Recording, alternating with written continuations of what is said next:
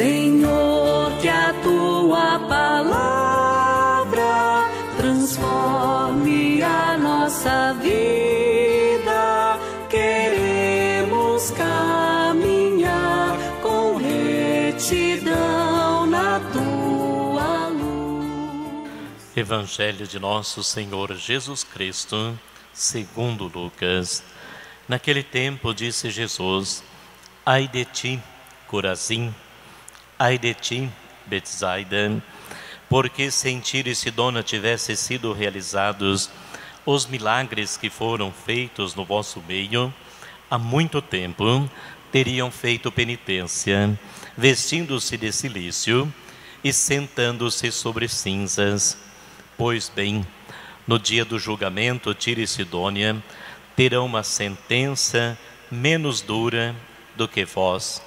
Ai de ti, Cafarnaum, serás elevada até o céu. Não, tu serás atirada no inferno. Quem vos escuta, me escuta, e quem vos rejeita, me despreza. Quem me rejeita, rejeita aquele que me enviou. Palavra da salvação. Glória a vós, Senhor. Meditando o Evangelho de Lucas, capítulo 10, versículo 13 seguintes, Jesus também é aquele que ensina a apenas sermos missionários, apenas lançar a semente, apenas evangelizar, sem cobrar os frutos, mas Ele cobra os frutos e Ele é que tem o poder disso, daquelas cidades em que não aceitaram a boa nova do reino. Isso significa uma advertência também para nós hoje, quando deixamos passar a oportunidade de conversão, quando rejeitamos a palavra da Bíblia, a palavra da salvação, quando rejeitamos o projeto de Deus, que é de paz, que é de amor e de solidariedade. Sempre devemos prestar conta da nossa vida para o Senhor.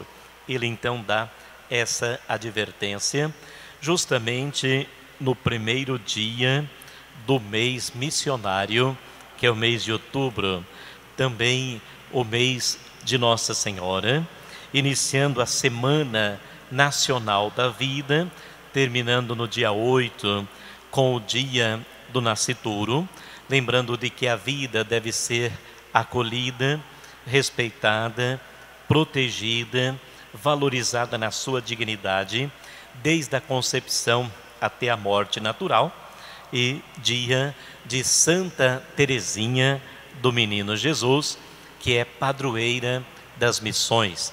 O mês missionário deve ser vivido de maneira muito intensa, e o primeiro passo de corresponsabilidade é aceitar a palavra, deixando tocar no coração e nos convertendo.